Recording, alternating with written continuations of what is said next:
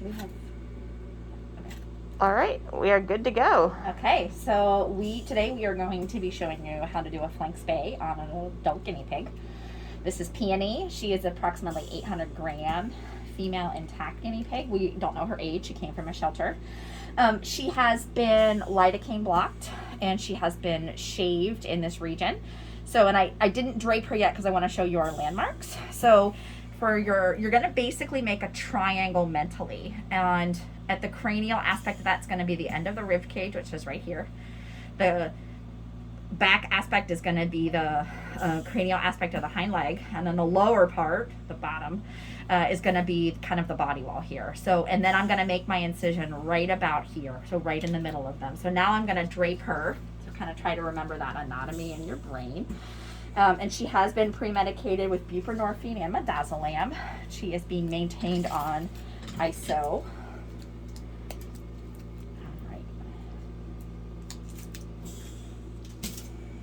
Okay, so going to incise. I typically try to do about a 45-degree angle, maybe about a 2-ish centimeter incision. Okay, so these guys have very tough skin.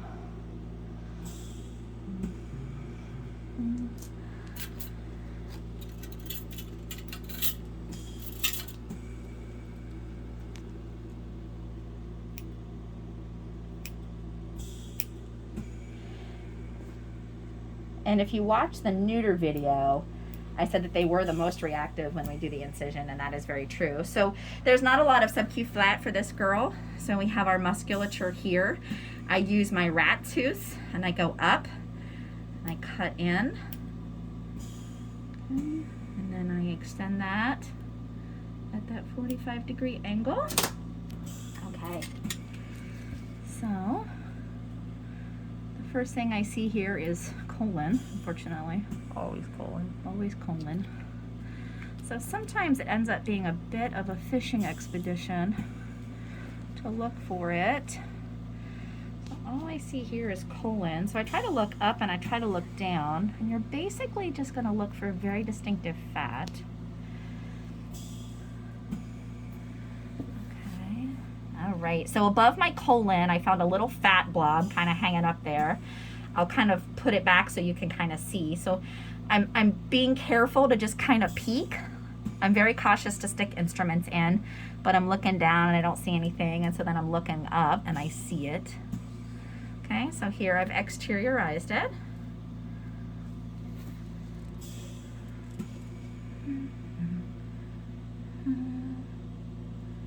All right, so here we go. So here's our uterus here.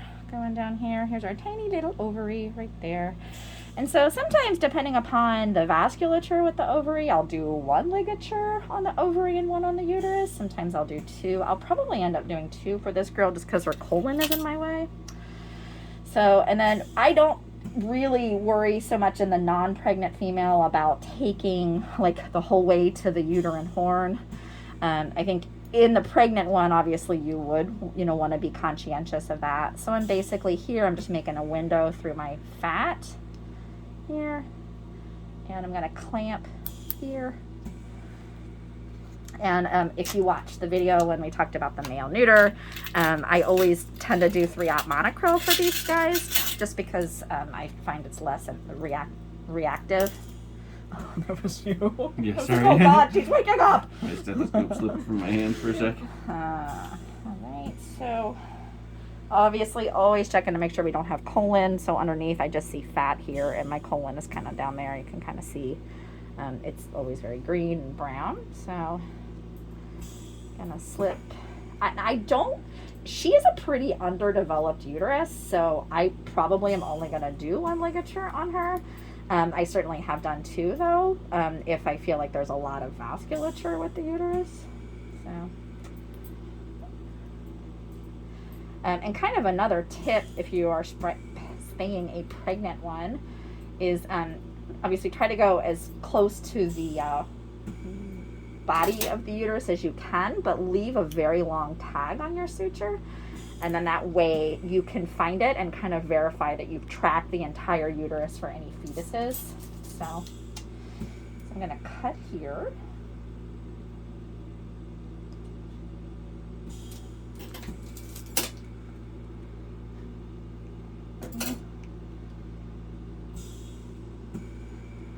So now that we've exteriorized this, you can kind of see a little bit better here. Here's our ovary up here, very small. There's our pretty fallopian tube there.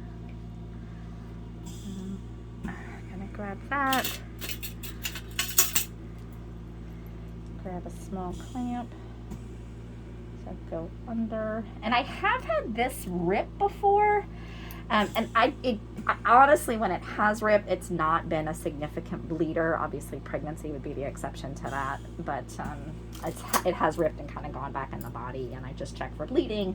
But obviously, the uterus and the uterus and probably an older guinea pig would be the bigger concern for potential hemorrhage.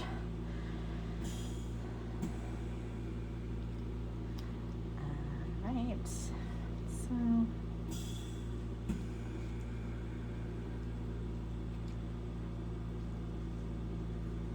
So the big thing would be just being careful that we're only getting the fat and not getting the musculature.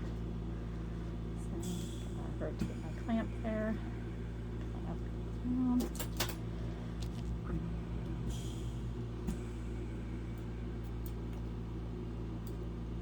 Jason, she's Now she's trying to kick. She says, "Don't mind my colon." I could be on reaction there, Missy. Don't mind my colon. They're trying to pop out. Colon popping out. Just a kind of a given. Sometimes we find some that have been really bad, like where like the colon will not stay in. It's just so gassy. And if that's the case, you just, obviously gently place it back in, apply some, flat pressure. Okay, so.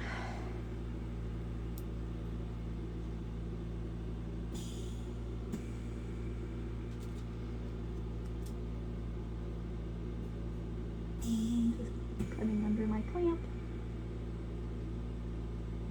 Checking, making sure it's not bleeding. Have my assistant verify that there is one entire ovary in there.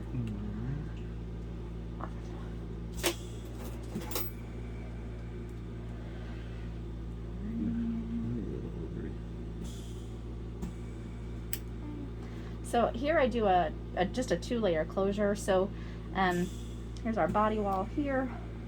Verified. Right here. So there's that fat that we took the ovary and the uterus from. There's our colon. So the nice thing about these guys is the muscle can lift up really far, which is what I use when I'm trying to close. So we'll close the muscle first.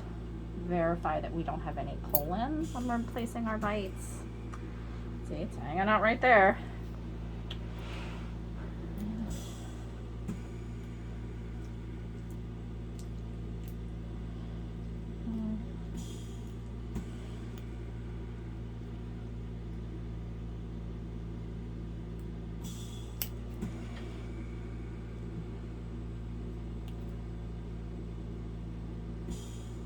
Alright. Any more words of wisdom on closing? No, Not, we'll pause until the next side. We will close our musculature and we'll then close our intradermal, or sub-Q and an intradermal with a little bit of skin glue. And then we will see you guys on the right side. Recording now. Okay, and I did want to mention we have finished the left side. We are flipping. We do use sandbags to kind of cushion them up a little bit so their natural structure, if you lay them just completely like in lateral, it'll be much harder for you to see the reproductive organs, whereas if they're propped up a little bit, it tends to kind of pull down. And the nice thing with these guys is that their abdominal musculature is very adjustable, so you can just kind of manipulate as you need to. So we'll get her prepped. And has she been blocked already? She has not yet. Okay. I just wanted to check on her before I got into it. All of our blocks are just good. There we go.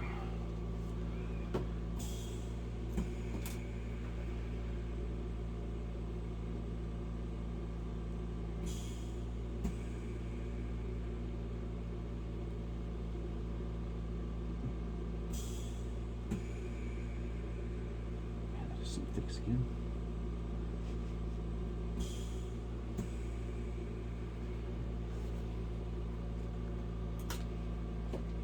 Alright.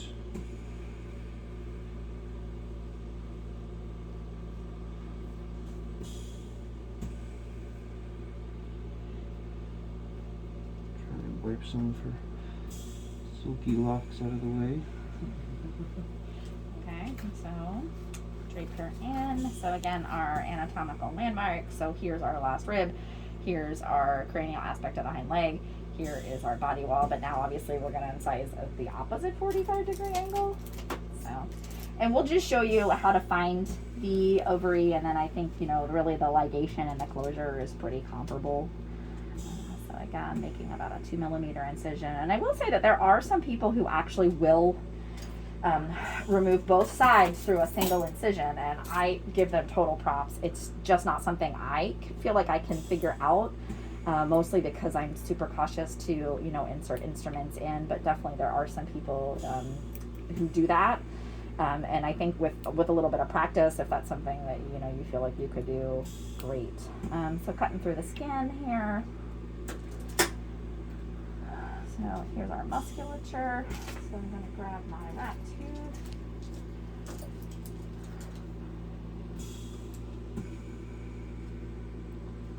Here.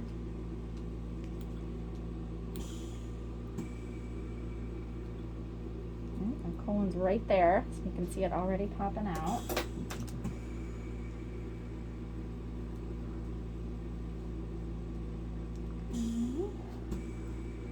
I feel like in this case it might be low because there's this fat right here. Yeah, so basically what I'm just looking for is just a glob of fat, because it seems like even when they're very young they tend to put a lot of fat in their reproductive organs. And so when I go into the belly, I see obviously colon up there, and then I look down and I see the fat right there for the uterus. Now we're gonna exteriorize that.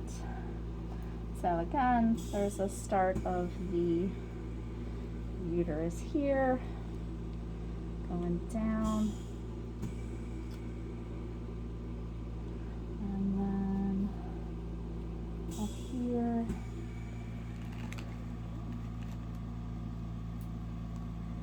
is our ovary. You can see it right there.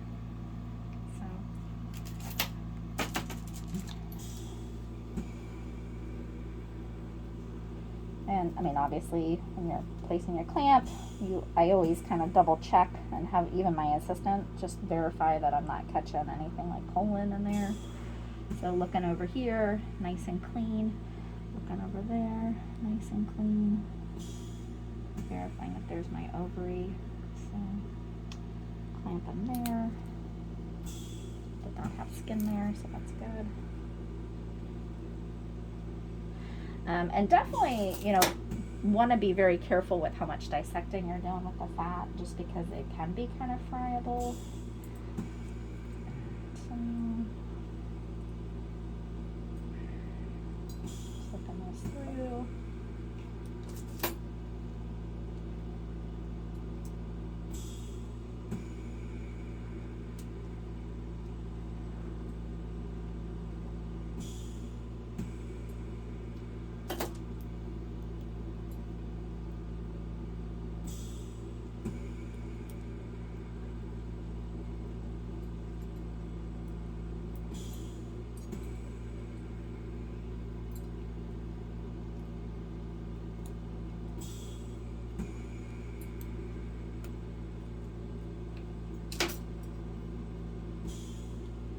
So in this case, I tried to give myself enough gap between my ligature and my clamp, because I'm just a little worried I'm going to be too close. Push that out, and then push that down, and clamp that, and place this, pushing my colon back in.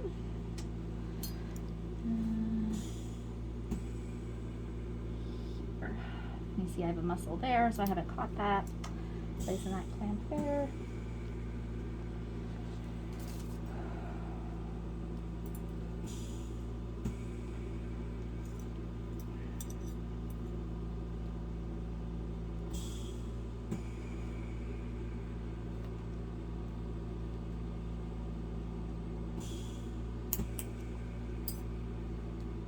So in this case, I'm going to manually lift up. Verify I don't have anything like colon. Again, you can see that last piece of colon that was there. There.